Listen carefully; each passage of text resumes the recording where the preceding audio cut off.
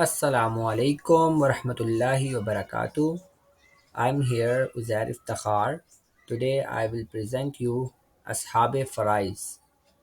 The main topic is Ashab Farais. So we will start it. A'udhu billahi minash shaitanir rajim. Bismillahir rahmanir rahim. Ashab Farais. First of all, we will take an overview of this Ashab Farais. Okay, I will explain you in Urdu. सो इन उर्दू भी called it जायज़ा। असहाब फ़राइज़ का मौजू इस्लामी फ़िक़्ह की अहम तसव्वुरात में से एक है। ये तसव्वुर मुसलमानों की मीरास को मख़सूस हिस्सों में तक़सीम करता है जो कुरान और हदीस की रोशनी में मुअय्यन किए गए हैं। असहाब फ़राइज़ की तारीफ़। असहाब फ़राइज़ वो लोग हैं जिनके लिए इस्लामी शरीयत में मख़सूस हिस्से तयन किए गए हैं। इनके मीरास में मुअय्यन हिस्सों का ज़िक्र कुरान और हदीस में किया गया है।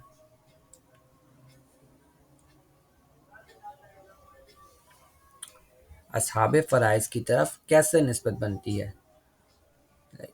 कौन लोग असहाब फ़राइज़ में शामिल हैं जिनके हिस्से कुरान और हदीस में मुअय्यन किए गए हैं? असहाब फ़राइज़ के मर्द जद्द सही यानी दादा परदादा ऊपर तक। दूसरे नंबर पे माँ जाया भाई, तीसरे पे शोहर और चौथे पे बाप। ये चार मर्द असहाब फ़राइज़ के मर्दों में से हैं। असहाब फ़राइज़ की औरतें बेटी, बीवी, पोती नीचे तक, हकीकी बहन, बाप शरीक बहन, माँ शरीक बहन, माँ, जद्द सहिया दादी परदादी। वजाहत।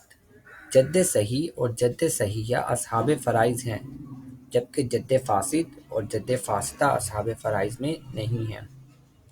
इसलिए हमें ये बात जानना ज़रूरी है कि जद्द सही और जद्द फासिद होते कौन हैं। इसलिए इसकी वजाहत तफसील के साथ। असहाब फ़राइज़ की वजाहत।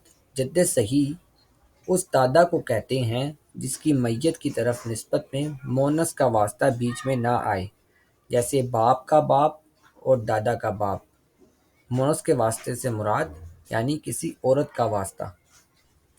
जद्द फासिद उसको कहते हैं जिसकी मैयत की तरफ निस्बत में मोनस का वास्ता आए, जैसे माँ का बाप जिसको हम नाना कहते हैं, या माँ के बाप का बाप या दादी का बाप।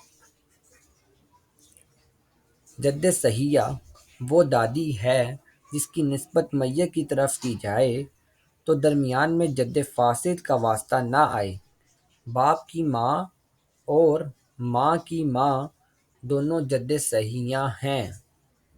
जद्द फासिदा वो दादी या नानी है जिसकी मैयत की तरफ निस्बत में जद्द फासिद आ जाए, जैसे नाना की माँ और दादी के बाप की माँ।